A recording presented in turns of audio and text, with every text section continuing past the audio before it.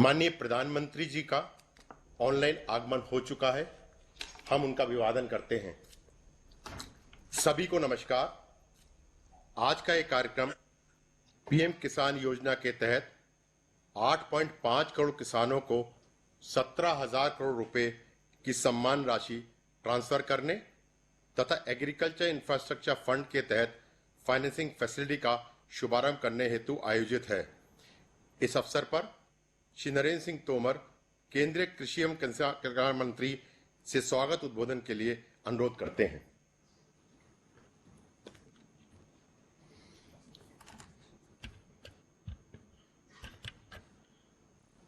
आज के इस शुभ अवसर पर हम सबके मध्य विराजमान हमारे देश के लोकप्रिय और यशस्वी प्रधानमंत्री माननीय श्री नरेंद्र मोदी जी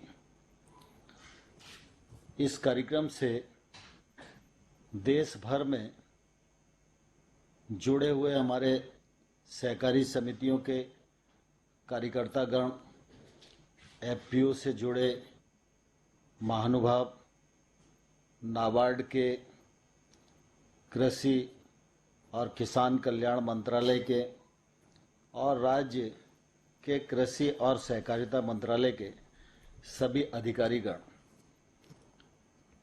हम सब बहुत आभारी हैं माननीय प्रधानमंत्री जी के कि जब भी गांव, गरीब और किसान का विषय आता है तो प्रधानमंत्री जी उदारता पूर्वक अपनी योजनाओं में भी उनको प्राथमिकता देते हैं और जब उनसे रूबरू होने का वक्त आता है तब भी उदारता पूर्वक समय देकर हमेशा किसानों के बीच में उपस्थित रहने के लिए हमको अनुमति प्रदान करते हैं। उसी तारतम्य में आज फिर एक बार कृषि से जुड़े सभी किसान भाइयों और बहनों के बीच माननीय प्रधानमंत्री जी हैं। मैं मंत्रालय की ओर से और कृषि और सहकारिता से जुड़े हजार लोगों की ओर से माननीय प्रधानमंत्री जी का हृदय से बहुत बहुत स्वागत करता हूं, बहुत बहुत अभिनंदन करता हूं। मुझे बहुत प्रसन्नता है कि प्रधानमंत्री जी ने लॉकडाउन के अवसर पर भी कृषि के क्षेत्र को जो अनुमतियां प्रदान की, उसी का यह परिणाम है कि किसान ने फसल कटाई का काम पूरा किया, उपार्जन का काम पूरा किया, ग्रीष्म ऋतु की बुआई अधिक की और खरीफ के क्षेत्र में भी ठीक प्रकार से आज काम चल रहा है और गत वर्ष की तुलना में बुआई ज़्यादा है। माननीय प्रधानमंत्री जी, आपका हमेशा यह फोकस रहा है कि कृषि जितनी मजबूत होगी देश उतना मजबूत होगा और इसलिए चाहे वो एफपीओ 10,000 बनाने का विषय हो, चाहे हर किसान तक केसीसी पहुँचे इसके अभियान चलाने की बात हो, चाहे डिजिटल कृषि का विषय हो, चाहे पीएम किसान योजना के माध्यम से सभी किसानों को डिजिटली पैसे ट्रांसफ़र करने का मामला हो और चाहे आत्मनिर्भर भारत के अंतर्गत 1 लाख करोड़ से अधिक कृषि अवसंरचना के लिए पैकेज देने का मामला हो, हर विषय में आपने इस क्षेत्र को प्राथमिकता पर रखा और कृषि के साथ जो सहायक धंधे हैं, चाहे वो पशुपालन हो, चाहे वो मछली पालन हो, चाहे वो हर्बल खेती हो, चाहे वो मधुमक्खी पालन हो, चाहे फूड प्रोसेसिंग के लिए 10,000 करोड़ रुपए का सवाल हो, इस पैकेज के अंतर्गत कृषि के क्षेत्र में जो गैप्स बहुत लंबे समय से महसूस किए जा रहे थे, उनको पूरा करने के लिए यह एक बड़ी मदद आपकी ओर से हुई है। इसलिए हम सब किसानों की ओर से आपका हृदय से बहुत बहुत स्वागत करते हैं, अभिनंदन करते हैं और सारा देश इस बात का साक्षी है कि कोई सोच भी नहीं सकता था कि मंडी से किसान को आज़ाद कर दिया जाएगा। कोई सोच नहीं सकता था कि बुआई के समय ही कानून के माध्यम से मिनिमम मूल्य का करार किसान कर सकेंगे, लेकिन कानूनी बदलाव के माध्यम से आपने किसान को आज़ाद भी किया और किसान को मिनिमम मूल्य मिले इसके लिए कानूनी प्लेटफॉर्म भी उपलब्ध कराया। इस वजह से हम सभी किसानों की ओर से आपका इस अवसर पर हृदय से बहुत बहुत स्वागत और अभिनंदन करना चाहते हैं। सारा देश इस बात को जानता है कि 24 फरवरी 19 को आपने पीएम किसान योजना प्रारंभ की थी और तब से लेकर आज तक 75,000 करोड़ रुपया किसानों के खाते में सरकार के द्वारा भेजा जा चुका है। और आज ये जो छठवीं किस्त है, छठवीं किस्त में 8.5 करोड़ किसानों को 17,000 करोड़ रुपया आज आपके कर कमलों के द्वारा किसानों की जेब में जाएंगे। पूरे देश के किसान आज बहुत ही उत्सुकता के साथ इस कार्यक्रम को आपका संबोधन सुनने के लिए लालायित हैं। और मैं धन्यवाद देना चाहता हूं माननीय प्रधानमंत्री जी, 8 जुलाई को आपने कृषि अवसंरचना के लिए जो फंड आत्मनिर्भर पैकेज के अंतर्गत घोषित किया था, उसको मंत्रिमंडल से स्वीकृति प्रदान की। तब से आपके नेतृत्व में, आपके मार्गदर्शन में विभाग ने द्रुत गति से काम किया और आज हम बहुत ही प्रसन्नता के साथ कह सकते हैं कि 8 अगस्त को 1 महीना पूरा हुआ। आज 9 अगस्त है। 9 अगस्त भारत छोड़ो आंदोलन की भी तिथि है और आज भगवान बलराम जी का भी जन्मदिन है। और इस महत्वपूर्ण दिन पर 2282 पैक्स को 1128 करोड़ का ऋण आपके कमलों द्वारा स्वीकृत किया जाएगा। यह मैं समझता हूं कि अपने आप में ऐतिहासिक कदम है। मैं इस अवसर पर समूचे किसान जगत की ओर से आपका हृदय से बहुत बहुत स्वागत करता हूं, बहुत बहुत अभिनंदन करता हूं। धन्यवाद महोदय। अब माननीय प्रधानमंत्री जी से अनुरोध है कि वे बटन दबाकर पीएम किसान योजना के अंतर्गत सम्मान राशि का अंतरण करें। 17,000 करोड़ रुपए की सम्मान राशि लाभार्थियों बैंक खातों में तत्काल ट्रांसफर हो जाएगी। खड़ा होना पड़ेगा। पीएम खड़े हो गए। ऐसे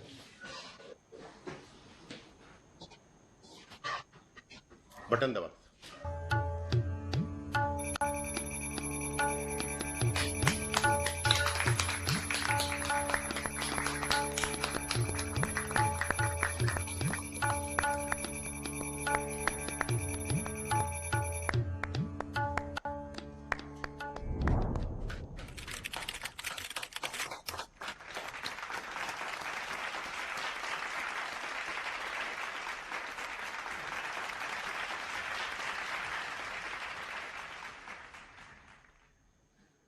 एग्रीकल्चर इंफ्रा फंड की फाइनेंसिंग फैसिलिटी के तहत 2,282 पैक्स को 1,128 करोड़ रुपए की लोन स्वीकृत किया जा रहा है।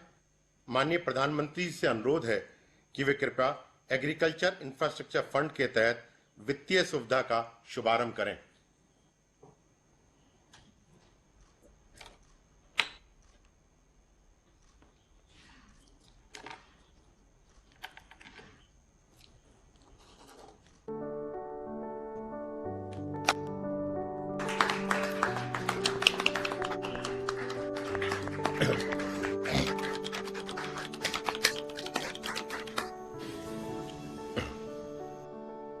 हमने सपना देखा है किसानों की आय दोगुनी करने का। आजादी के 75 साल हो, किसानों की आय दोगुनी करने का सपना देखा है। आत्मनिर्भर सिर्फ एक शब्द नहीं, ये हमारे प्रधानमंत्री श्री नरेंद्र मोदी जी का देश और देशवासियों के हित में एक बहुत बड़ा लक्ष्य है। आत्मनिर्भर भारत, आत्मनिर्भर कृषि एक महत्वपूर्ण हिस्सा है। इसलिए किसानों की आय बढ़ाने के लिए भारत सरकार ने एग्रीकल्चर इंफ्रास्ट्रक्चर फंड योजना शुरू की है। योजना के अंतर्गत 4 सालों के लिए 1 लाख करोड़ रुपए की व्यवस्था की गई है। 2020 से 21 में 10,000 करोड़ और आने वाले वर्षों में 30-30 हजार करोड़ रुपए वितरित किए जाएंगे। साथ ही 7 वर्षों के लिए 2 करोड़ रुपए तक के ऋण पर 3% ब्याज सब्सिडी की सुविधा दी है। इस योजना पर सभी बैंक्स MOU साइन करके योजना से जुड़ चुके हैं। ऋण देने वाले इन बैंकों के लिए क्रेडिट गारंटी सुविधा का प्रावधान भी किया गया है। इस योजना के तहत पोस्ट हार्वेस्ट मैनेजमेंट इंफ्रास्ट्रक्चर के जरिए किसान भाइयों को उत्पादों को सही दाम पर बेचने की आजादी और आय का स्थिर साधन मिलेगा, जिससे उनकी आमदनी में बढ़ोतरी होगी।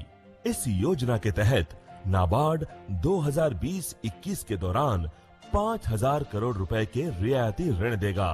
केंद्र शासन द्वारा दिए जाने वाली ब्याज सब्सिडी तथा नाबार्ड द्वारा दिए जाने वाले रियायती ऋण के फल स्वरूप प्राथमिक कृषि ऋण समितियों अर्थात पैक्स को केवल 1% ब्याज दर पर ऋण उपलब्ध होगा।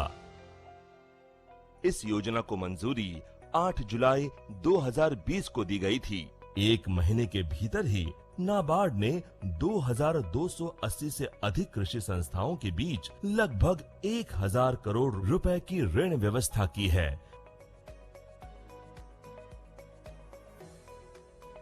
भारत सरकार की ये योजना जहां किसानों को आत्मनिर्भर बनाएगी, वहीं उनकी आय दोगुनी और खुशियां चौगुनी करने में भी मदद करेगी। आत्मनिर्भर भारत, सशक्त भारत।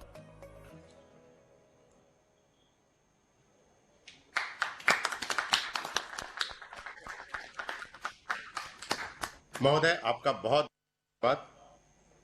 अब हम कर्नाटक राज्य चलते हैं, जहां माननीय प्रधानमंत्री के साथ बातचीत करने के लिए हासन जिले के उगेन कृषि सहकारी साख समिति पैक के सदस्य उपस्थित हैं।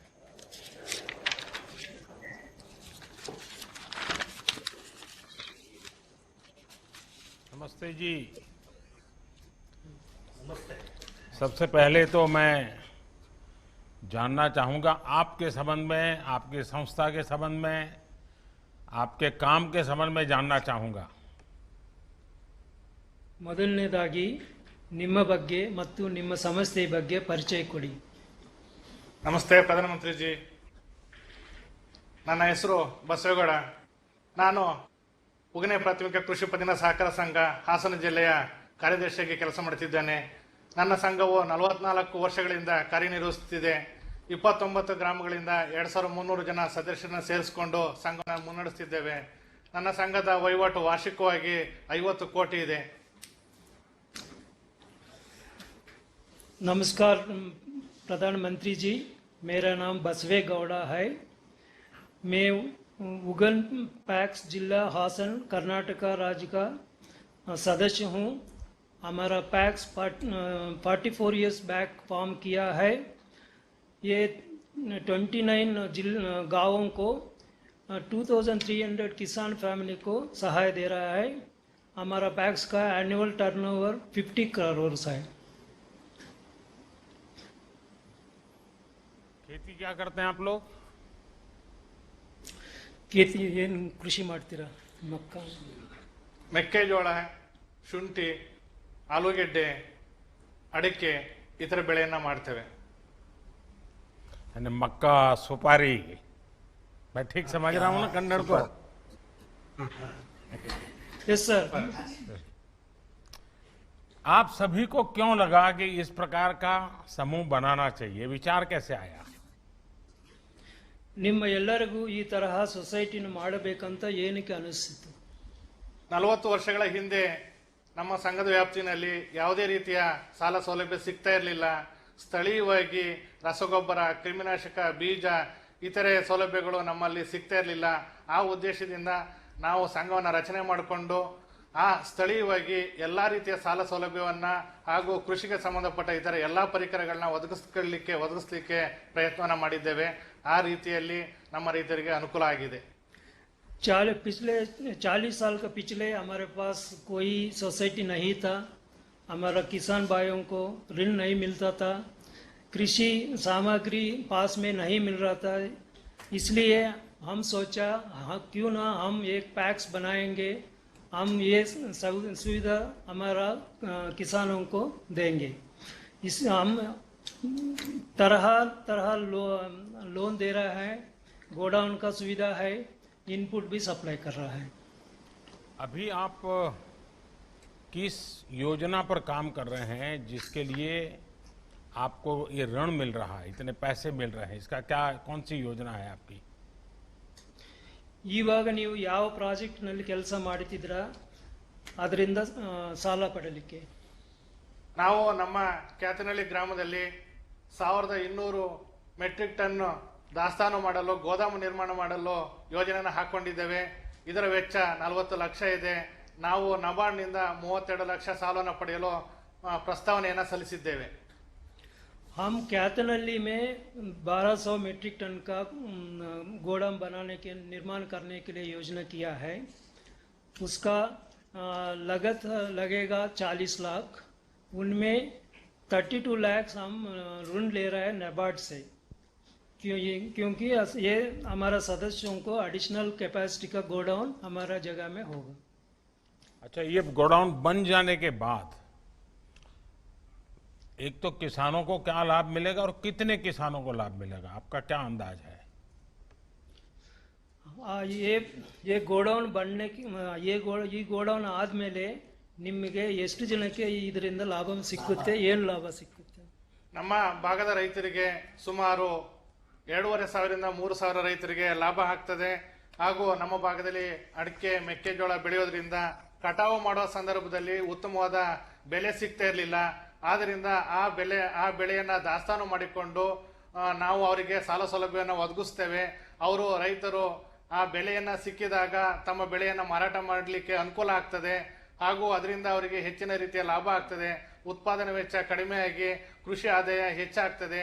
ಆಗ ದಾಸ್ತಾನು ಮಾಡಿಕೊಂಡಂತಹ ಬೆಳೆಗೆ ನಾವು ಆ ಪ್ಲೆಡ್ಜ್ ಲೋನ್ ಅನ್ನು ಕೊಡ್ಲಿಕ್ಕೆ ಕೂಡ ಅನುಕೂಲ ಆಗ್ತದೆ. हम ज्यादा मक्का और सुपारी का खेती करता है. यहाँ गोदाम सुलभ देने के किसानों ने वो प्रोड्यूस को प्लेड्ज लोन लेके गोडाउन में ज़्यादा दिन रख सकता है, क्योंकि जब सही दाम मिलेगा तब बिक्री करेगा. इसलिए और हम ये गोडाउन से कृषि सामग्री भी इकट्ठ करके उसको भी किसानों को कम दाम में देने को प्रयोजना है. कब तक पूरा हो जाएगा आपका ये काम? ಯಾವಾಗ ಮುಗಿಯುತ್ತೆ ಕೆಲಸ ಅಂತ? ಇನ್ನೊಂದು 3 ತಿಂಗಳಲ್ಲಿ ಕೆಲಸವನ್ನು ಮುಗಿಸ್ತೇವೆ. Another 3 months we are going to complete the work. चलिए बसवेगौड़ा जी, आपको और आपकी पूरी टीम को मैं बहुत बधाई देता हूं कि सरकार की योजनाओं का सही उपयोग करने के लिए आपने किसानों को जागरूक किया, किसानों को संगठित किया और एक बहुत लंबे सोच के साथ एक प्रकार से गांव को और किसान को आत्मनिर्भर बनाने का काम किया है. मैं आपको बहुत बधाई देता हूं और मुझे विश्वास है कर्नाटका के सभी किसान, देश के सभी किसान बसवेगौड़ा जी और उनके साथी जो किसान हैं, जो फॉरवर्ड लुकिंग है, प्रोग्रेसिव हैं और कृषि को वैल्यू एडिशन की दिशा में भी सोच रहे हैं. मैं आप सबको बहुत बहुत बधाई देता हूं. धन्यवाद. नमस्ते, धन्यवाद.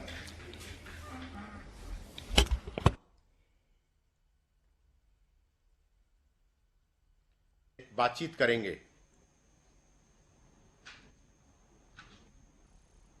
हाँ, बताइए भाई अपना परिचय, कहाँ से हैं आप? जी सर, नमस्कार प्रधानमंत्री जी. मैं मुकेश शर्मा, सोसाइटी लटेरी, जिला विदिशा से हूँ. आपकी समिति क्या क्या कर रही है? इस समिति को कितना समय हो गया? मेरी समिति 1967 से कार्यरत है तथा हम किसानों को केसीसी, फसली ऋण, फसल बीमा, खाद बीज उपलब्ध कराते हैं. इसके अलावा समिति उपार्जन का कार्य भी करती है और समिति का बचत काउंटर भी है. आपकी क्या पढ़ाई हुई मुकेश जी? आप कितना पढ़े मैंने हैं? सब एमए किया है. और MA खेती किया है करते सर. हैं? खेती करते हैं? जी सर. कितनी जमीन है? जी, खेती 15 बीघा जमीन है सर. अच्छा, और आपके कितने किसान इसके साथ जुड़े हैं, आपके इस काम के साथ? 1125 के साथ जुड़े हुए हैं. अच्छा, मतलब कि एक पढ़ा लिखा व्यक्ति जब फिर से अपने गांव और जमीन से जुड़ जाता है तो सिर्फ अपना ही भविष्य नहीं, करीब 1100 परिवारों की जिंदगी बदल रहा है. तो मुकेश जी, मैं आपको बहुत बधाई देता हूं. लेकिन मैं जरूर जानना चाहूंगा, अभी जो कोरोना काल में तो मैं जानता हूं हर किसी को कुछ न कुछ कष्ट हुआ है, आपको भी असुविधा हुई होगी। ऐसी स्थिति में कैसे ये सब चीजें कैसे मैनेज की आपने? जी हाँ माननीय सर, कोरोना की वजह से लॉकडाउन और कर्फ्यू तथा यातायात सुविधा बंद होने से हमें थोड़ी असुविधा जरूर हुई, लेकिन मध्य प्रदेश सरकार द्वारा कृषकों को लॉकडाउन में और यातायात में छूट प्रदान की गई थी, जिसके कारण हम अपनी गेहूं खरीदी कार्य एवं ऋण व्यवसाय का काम संतोषजनक एवं सोशल डिस्टेंशन के अनुरूप कर सके। अच्छा, मध्य प्रदेश के किसानों ने तो इस बार जी सर। रिकॉर्ड पैदावार की है जी और सर। इसलिए मैं मध्य प्रदेश के किसानों को देश के और किसानों के साथ साथ बधाई भी देता हूं। आपको तो, और आप जिस प्रकार से काम कर रहे हैं, फसल की खरीदी भी करते हैं, जी सर। इस बार आपने ऐसा क्या किया, क्या अलग किया? इस बार जी माननीय सर, मध्य प्रदेश में ईश्वर की कृपा से रिकॉर्ड तोड़ उत्पादन हुआ है। हमारी समिति ने करीब 8 करोड़ रुपए के लगभग 40,000 कुंटल गेहूं की खरीदी की, 3,000 कुंटल चने की खरीदी की और कृषकों को मोबाइल एसएमएस के जरिए सोशल डिस्टेंशन पर रखकर मैसेज भेजे गए, जिसमें किसानों द्वारा 2 गज की दूरी एवं सोशल डिस्टेंशन का पालन किया गया। हमारे द्वारा मास्क सभी लोगों को लगवाए गए, सैनिटाइजर का उपयोग किया गया और समय समय पर हाथ साबुन से धुलवाया गया। मतलब कि गांव का किसान भी मोबाइल या टेक्नोलॉजी इन सबको समझ लेता है जी, कोई प्रॉब्लम नहीं आता है उसको? नहीं सर, वो किसी के मान लो किसी को समझ में नहीं आता, उसका परिवार वालों को समझा दिया जाता। अच्छा, परिवार के लोग उनको मदद कर लेते हैं, लेकिन अच्छे ढंग से अब उसको बराबर से आपका सेट हो गया। अच्छा, जब जी सर। आपको ये सस्ता ऋण मिलने वाला है, क्योंकि आपको काफी पैसा बचने वाला है, तो इससे आप क्या क्या सुविधाएं अपने जो 1100-1200 किसान हैं उनको क्या क्या सुविधा देने वाले हैं? इसमें सर तहसील स्तर पर अपन सोच रहे हैं कि मैं 5,000 मीट्रिक टन का एक गोदाम बनेगा और ग्रेडिंग प्लांट, सूचना केंद्र, ई मंडी की सुविधा भी प्रदान की जाएगी, जिससे किसानों को अपनी फसल को तुरंत ना बेचकर अपनी आवश्यकता अनुसार बाजार में बेच सकते हैं।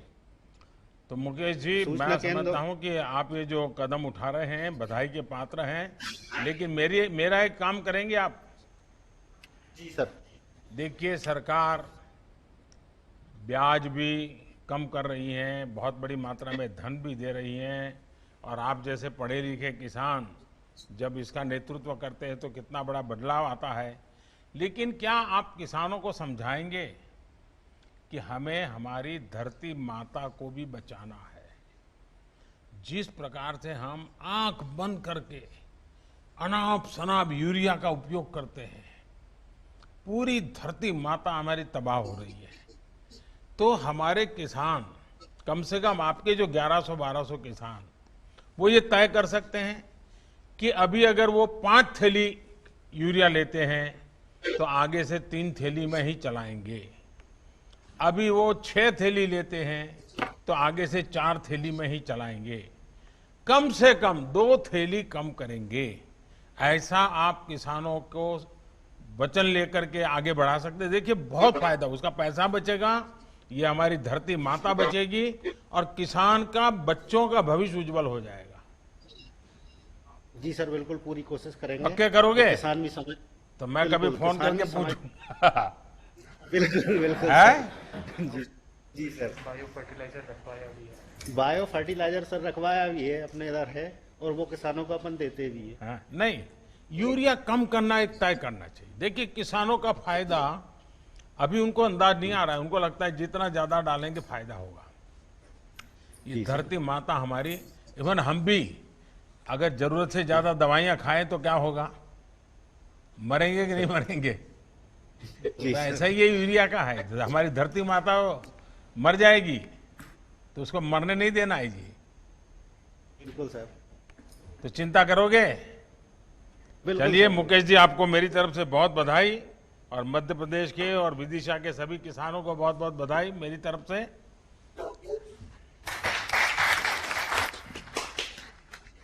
अब गुजरात राज्य के श्री संथाली जूट सेवा सहकारी मंडली लिमिटेड राजकोट के सदस्य को वार्ता के लिए आमंत्रित करता हूं।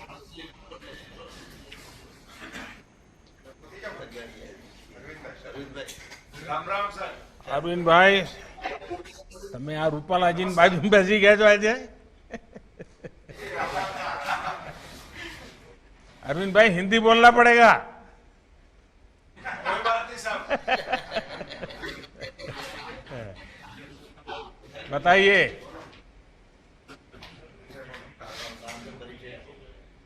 मेरा गांव सानाथली है और जसदण तालुका में पड़ता है और राजकोट डिस्ट्रिक्ट है, आप तो सब जानते हैं। और मेरी सोसाइटी में 2400 मेंबर्स है। 64 ईयर पुरानी हमारी सोसाइटी है। हर साल मुनाफा होता है और हर साल हम 15% हमारी सोसाइटी के सब मेंबर्स को डिविडेंड देते हैं। मेरा शॉर्ट टर्म का और लॉन्ग टर्म का केसीसी का सब मिला के 35 करोड़ का हम लोन देते हैं और हमारी रिकवरी 99.9% है हर साल। देखिए, किसान की एक विशेषता है, उसका जितना राजा दिल होता है ना, वो किसी का नहीं होता है। हमारे यहाँ गुजरात में तो कहते हैं चोर खाए मोर खाए, जब बचे वो किसान खाए। ये किसान की उदारता होती है। लेकिन और इसलिए किसान 1 रुपये का कर्ज है तो भी रात को सोता नहीं है। ये हमारे देश की ताकत है। तो ये आपकी बात सही है कि करीब करीब 100% पैसा आपको वापस आता है। कितना मुनाफा करते हैं? सब लास्ट ईयर में मुझे 50 लाख का मुनाफा। बताने में कोई प्रॉब्लम नहीं है रे? नहीं साहब, कोई दिक्कत नहीं है।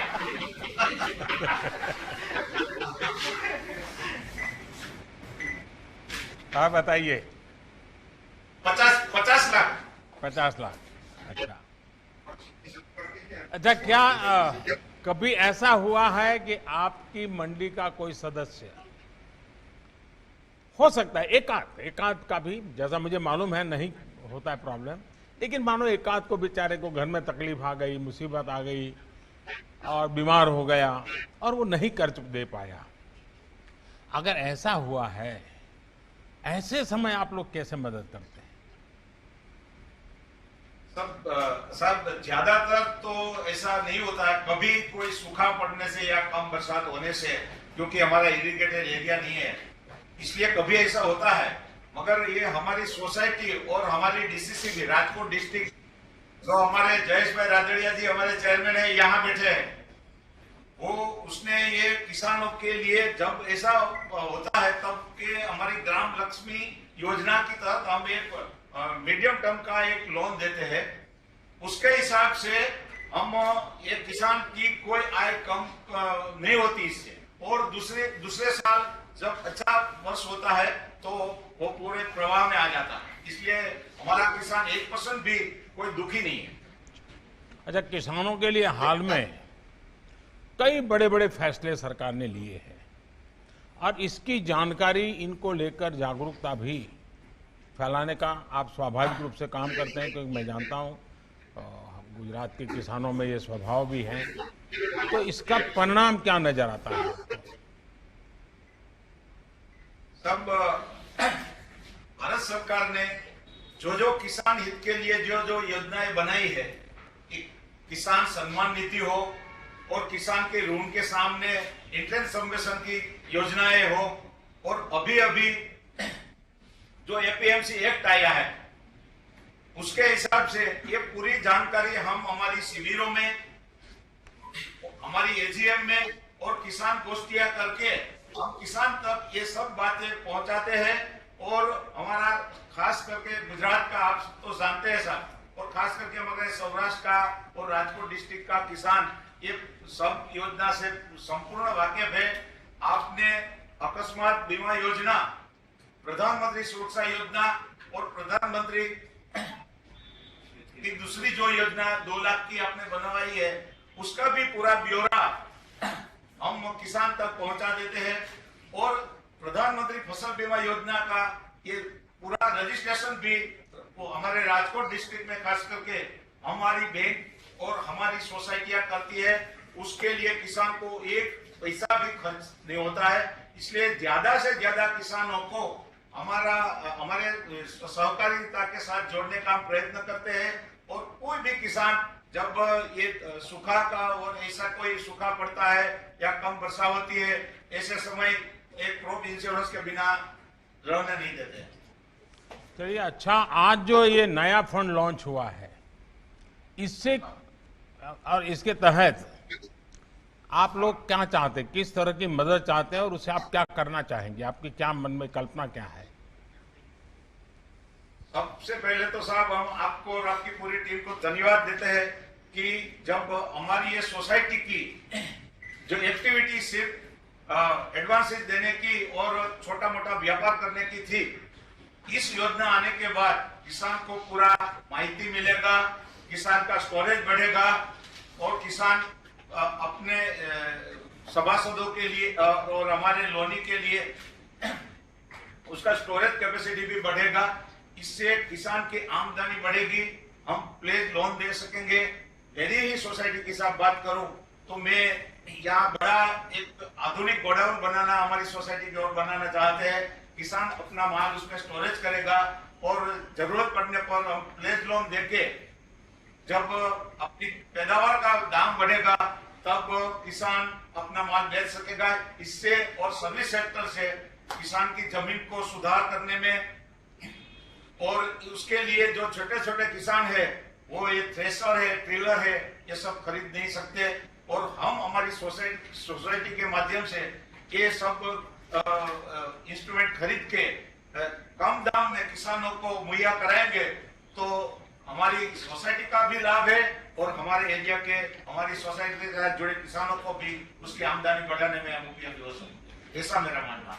चलिए, आपने बड़ा प्लान बना दिया है और मुझे आपने बताया जयेश भी वहां बैठा है, तो मुझे दिखाई नहीं दिया। कहाँ है जयेश? हाँ। जयेश नमस्कार। जयेश, विठल भाई को 1 साल हो गया, परिवार में सब ठीक है? सब कुशल है? वहाँ आरसी फड़दू भी दिखाई दे रहे हैं। नमस्कार सर। चलिए, मुझे अच्छा लगा।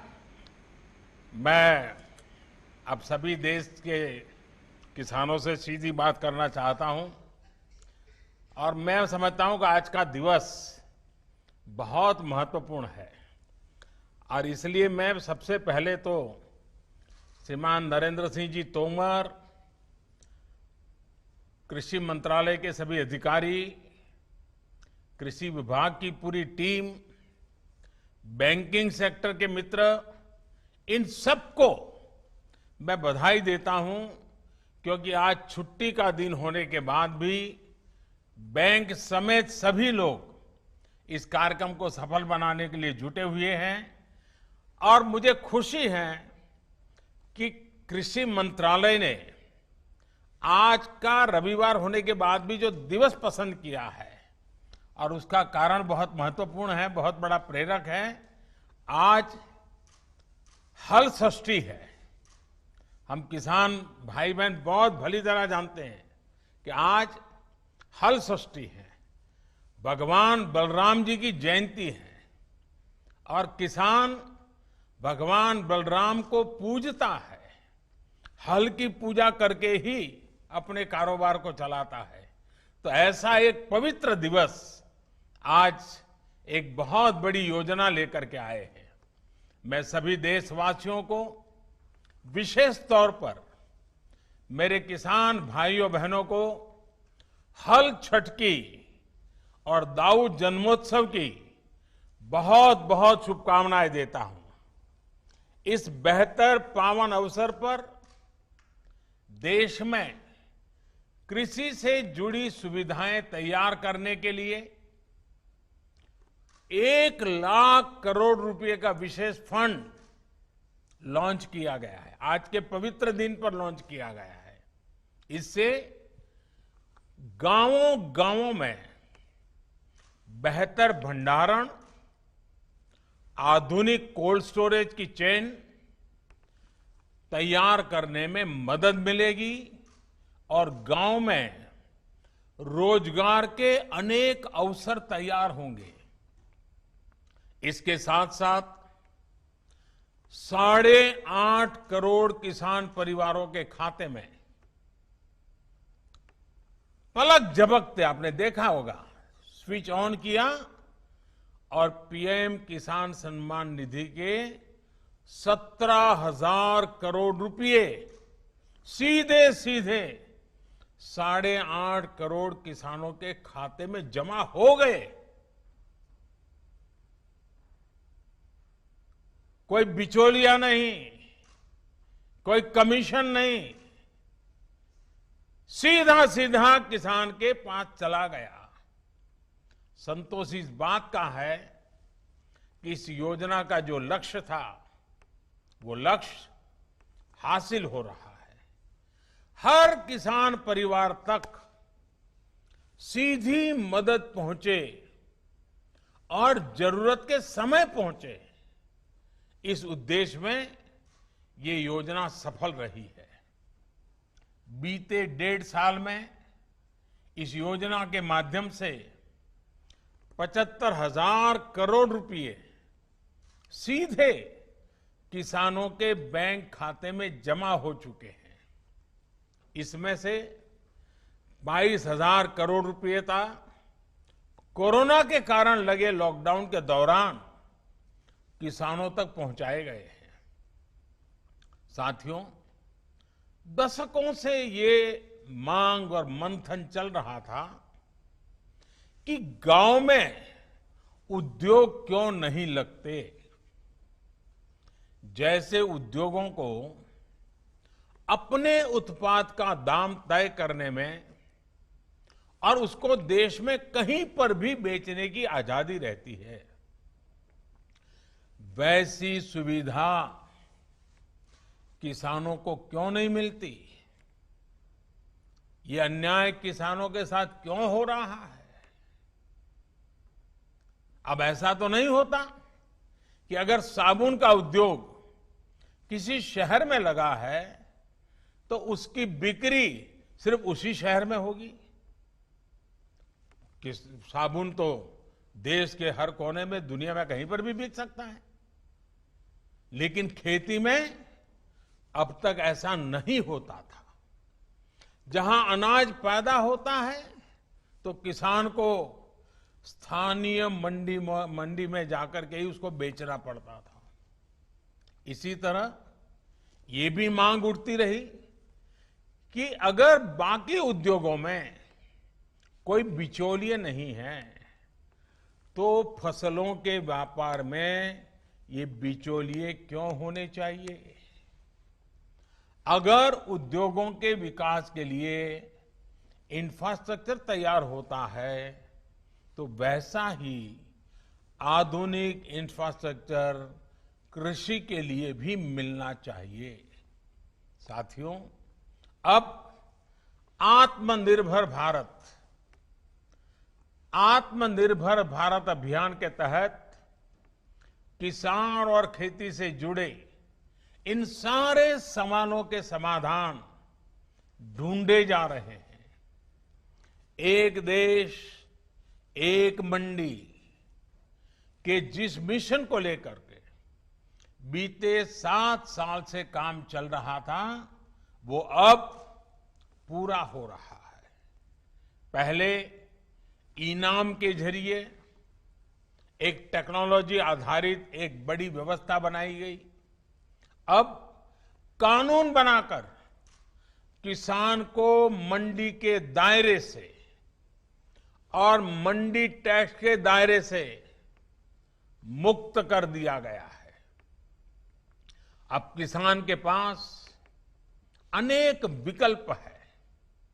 अगर वो अपने खेत में ही अपनी उपज का सौदा करना चाहे तो वो कर सकता है, या फिर सीधे वेयर हाउस से इनाम से जुड़े व्यापारियों और संस्थानों को जो भी उसको ज्यादा दाम देता है उसके साथ फसल का सौदा किसान कर सकता है।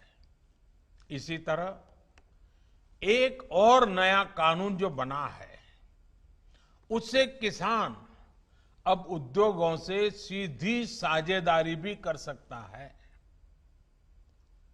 और मैं बताऊं, भारत के उद्योग जगत का जितना निवेश गांव और किसान में होना चाहिए था, वो बहुत यानी नगण्य था, मामूली था, और उसमें हमारे कुछ कानून नियम भी आड़े आते थे। अब देखिए, जैसे आलू का किसान चिप्स बनाने वालों से फल उत्पादक यानी बागवान, जूस, मुरब्बा, चटनी, या कोई आयुर्वेदिक पौधे वाले किसान है तो फार्मेसी को, जैसे उत्पाद बनाने वाले जो उद्योग हैं, उनके साथ वो पार्टनरशिप कर सकता है।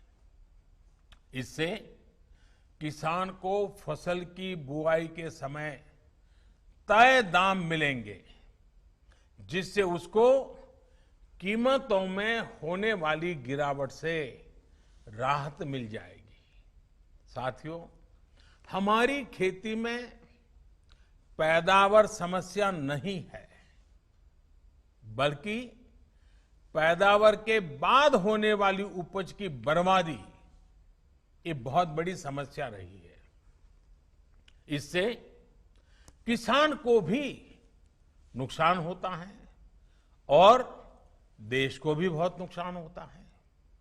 इसी से निपटने के लिए एक तरफ कानूनी अड़चनों को दूर किया जा रहा है और दूसरी तरफ किसानों को सीधी मदद दी जा रही है। अब जैसे आवश्यक वस्तुओं से जुड़ा एक कानून हमारे देश में बना था और कई दशकों पहले बना था, लेकिन वो क्यों बना था? क्योंकि उस समय देश में अन्न की कमी थी, भारी कमी थी, और इसलिए उस कानून की जरूरत थी। लेकिन आज तो अन्न के भंडार इतने भरे पड़े हैं कि इस प्रकार की रोक किसान का भी, अर्थव्यवस्था का भी और कंज्यूमर का भी नुकसान होता है। लेकिन बड़ा हैरानगी है कि यह कानून अभी भी चलता रहा।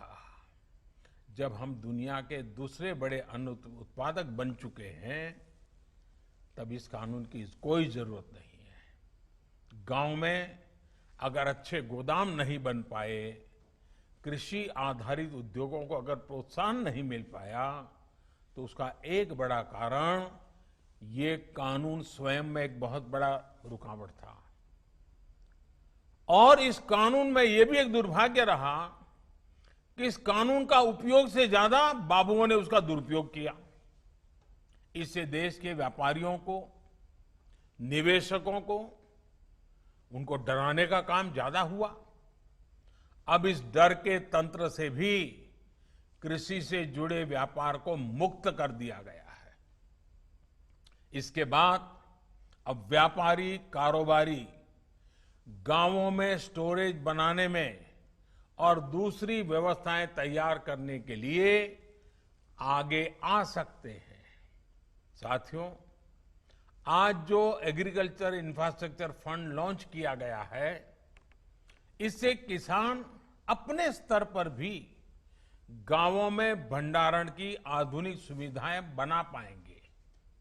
इस योजना से गांव में किसानों के समूहों को, किसान समितियों को, एफपीओ उनको वेयर हाउस बनाने के लिए, कोल्ड स्टोरेज बनाने के लिए, फूड प्रोसेसिंग के जुड़े उद्योग लगाने के लिए 1 लाख करोड़ रुपए की मदद मिलेगी। 1 लाख करोड़ रुपया इस काम को गति देने के लिए बहुत बड़ी ताकत है। ये जो धन किसानों को उद्यमी बनाने के लिए उपलब्ध कराया जाएगा और उस पर 3% ब्याज की छूट भी मिलेगी।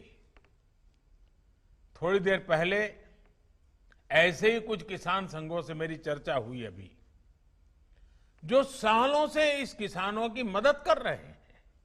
संगठन बना करके कुछ न कुछ नई नई कल्पनाएं के साथ आगे बढ़ रहे हैं। इस नए फंड से देश भर में ऐसा काम करने वाले संगठनों को बहुत बड़ी ताकत मिलेगी, बहुत बड़ी मदद मिलेगी। साथियों, इस आधुनिक इंफ्रास्ट्रक्चर से कृषि आधारित उद्योग लगाने में एक बहुत बड़ा बदलाव आएगा और बहुत बड़ी गति आएगी। आत्मनिर्भर भारत अभियान के तहत हर जिले में मशहूर उत्पादकों के साथ देश और दुनिया के मार्केट तक पहुंचाने के लिए एक बड़ी योजना बनाई गई है। इसके तहत देश के अलग अलग जिलों में गांव के पास ही कृषि उद्योगों के क्लस्टर बनाए जा रहे हैं। साथियों, अब हम उस स्थिति की तरफ बढ़ रहे हैं जहां गांव के कृषि उद्योगों से फूड आधारित उत्पाद शहर जाएंगे और शहरों से दूसरा औद्योगिक सामान बनकर गांव पहुंचेगा। यानी ये अब 2 वे चलेगा और यही तो आत्मनिर्भर भारत अभियान का संकल्प है और जिसके लिए हम सबको मिलकर के एक नए तरीके से, नई सोच के साथ, नए संकल्प के साथ काम करना है। अब सवाल ये उठता है कि जो कृषि आधारित उद्योग लगने वाले हैं उनको कौन चलाएगा? इसमें भी ज्यादा हिस्सेदारी हमारे छोटे किसानों के बड़े बड़े समूह, जिनको हम FPO कह रहे हैं या फिर हम उसको किसान उत्पादक संघ कह रहे हैं, इन्हीं के द्वारा होने वाली है। और इसके लिए बीते 7 साल से FPO किसान उत्पादक समूह इसका एक बड़ा नेटवर्क बनाने का अभियान चलाया है। आने वाले सालों में ऐसे 10,000 नए FPO किसान उत्पादक समूह पूरे देश में बने, इस पर सभी राज्यों के साथ मिलकर के काम को आगे बढ़ाने पर बल दिया जा रहा है। साथियों, एक तरफ FPO के नेटवर्क पर काम चल रहा है तो दूसरी तरफ खेती से जुड़े स्टार्टअप्स को प्रोत्साहित किया जा रहा है। अभी तक लगभग 350 कृषि स्टार्टअप्स को मदद दी जा रही है। ये startups food, particularly food processing से जुड़े हैं, artificial intelligence, internet of things, खेती से जुड़े स्मार्ट उपकरणों के निर्माण और रिन्यूएबल एनर्जी से जुड़े हैं। साथियों, किसानों से जुड़ी ये जितनी भी योजनाएं हैं, जितने भी रिफॉर्म्स हो रहे हैं, इनके केंद्र में हमारा छोटा किसान है और हमारे देश में सबसे ज्यादा संख्या छोटे किसानों की है। यही छोटा किसान है जिस पर कोई भी आपत्ति आए तो सबसे ज्यादा परेशानी छोटे किसान को होती है और यही छोटा किसान है जिस तक सरकारी लाभ पूरी तरह पहुंचे, ये हमारा संकल्प है। बीते 6-7 सालों से इसी छोटे किसान की स्थिति को बदलने का हम निरंतर और बड़े सुविचारित ढंग से प्रयास कर रहे हैं। छोटे किसान को देश की कृषि के सशक्तिकरण से भी जोड़ा जा रहा है और वो खुद भी सशक्त हो, ये भी उतना ही जरूरी है। साथियों, 2 दिन पहले ही देश के छोटे किसानों से जुड़ी एक बहुत बड़ी योजना की शुरुआत की गई है, जिसका आने वाले समय में पूरे देश के किसानों को बहुत बड़ा लाभ होने वाला है। देश की पहली किसान रेल महाराष्ट्र और बिहार के बीच में शुरू हो चुकी है। अब महाराष्ट्र से संतरा, अंगूर, प्याज जैसे अनेक फल सब्जियां लेकर ये ट्रेन निकलेगी और बिना समय गंवाए बिहार पहुंचेगी। फसल की बर्बादी नहीं होगी और बिहार से जब वापस आएगी तब वहां का मखाना, लीची, पान, ताजा सब्जियां, मछलियां, ऐसे अनेक सामान छोटे छोटे छोटे लोगों से लेकर के वो फिर इस तरफ लौटेगी। यानी बिहार के छोटे किसान मुंबई और पुणे जैसे बड़े शहरों से सीधे कनेक्ट हो गए हैं। इस पहली ट्रेन का लाभ यूपी और मध्य प्रदेश के किसानों को भी होने वाला है, क्योंकि ये ट्रेन उन किसानों के रास्ते से भी गुजरने वाली है।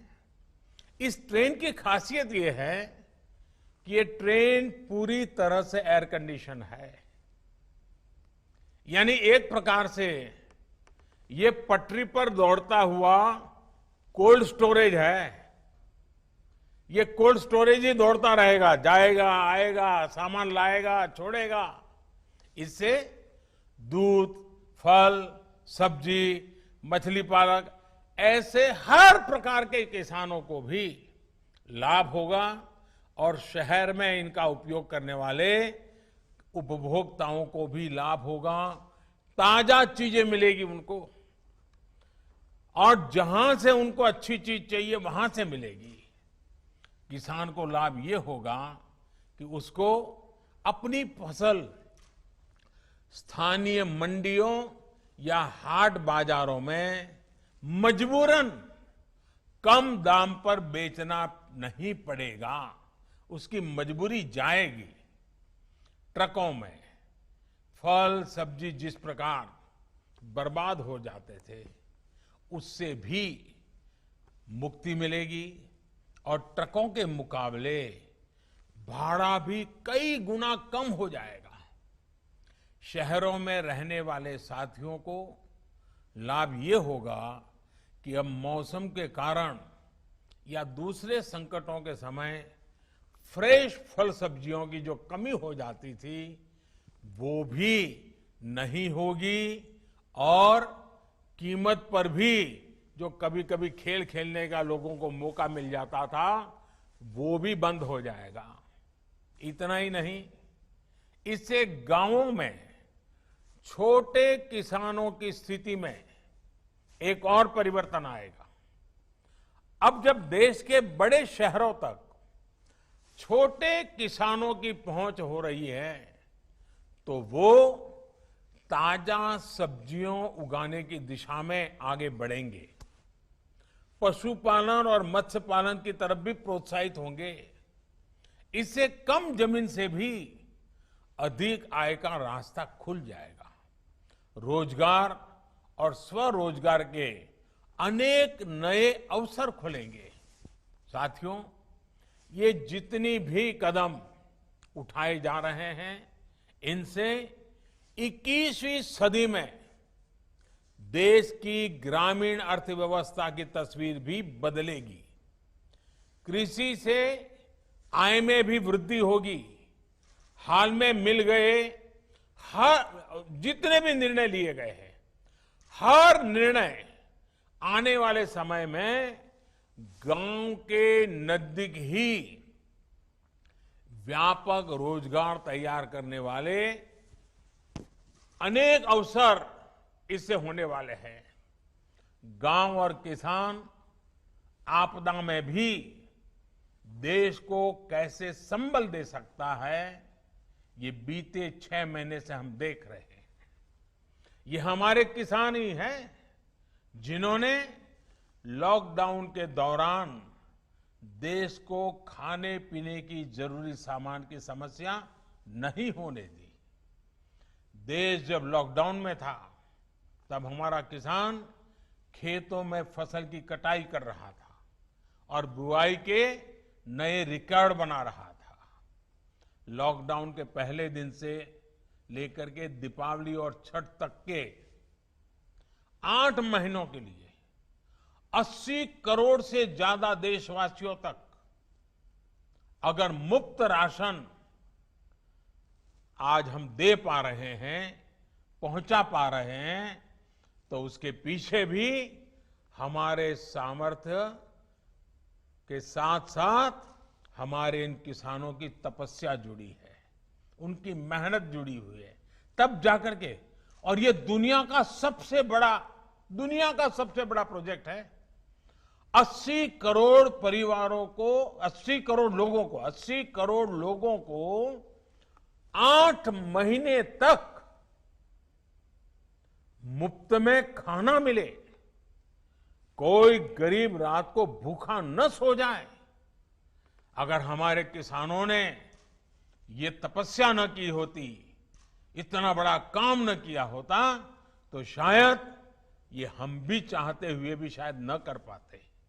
साथियों, सरकार ने भी सुनिश्चित किया कि किसान की उपज की रिकॉर्ड खरीद हो, जिससे पिछली बार की तुलना में करीब 27,000 करोड़ रुपए ज्यादा किसानों की जेब में पहुंचा है। बीज हो या खाद, इस बार मुश्किल परिस्थितियों में भी रिकॉर्ड उत्पादन किया गया और डिमांड के अनुसार किसान तक पहुंचाया गया। यही कारण है कि इस मुश्किल समय में भी हमारी ग्रामीण अर्थव्यवस्था मजबूत है, गांव में परेशानी कम हुई है। हमारे गांव की ये ताकत देश के विकास की गति को भी तेज करने में अग्रणी भूमिका निभाए। इसी विश्वास के साथ आप सभी किसान साथियों को मेरी तरफ से बहुत बहुत शुभकामनाएं हैं। भगवान बलराम के हम पर आशीर्वाद बने रहें। कोरोना को गांव से बाहर रखने में जो प्रशंसनीय काम मेरे किसान भाई बहनों ने, हमारे गांव वालों ने किया है, उसको आप जरूर जारी रखेंगे। 2 गज की दूरी और मास्क है जरूरी, ये मंत्र पर अमल करते रहें, सतर्क रहें, सुरक्षित रहें। भगवान बलराम के आशीर्वाद सदा सर्वदा आप पर बना रहे। इसी शुभकामना के साथ सभी मेरे देश के किसान भाइयों बहनों का मैं हृदय से बहुत बहुत आभार व्यक्त करता हूं। धन्यवाद।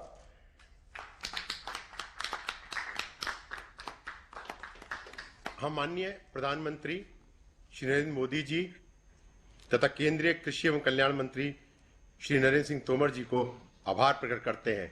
जय हिंद, नमस्कार।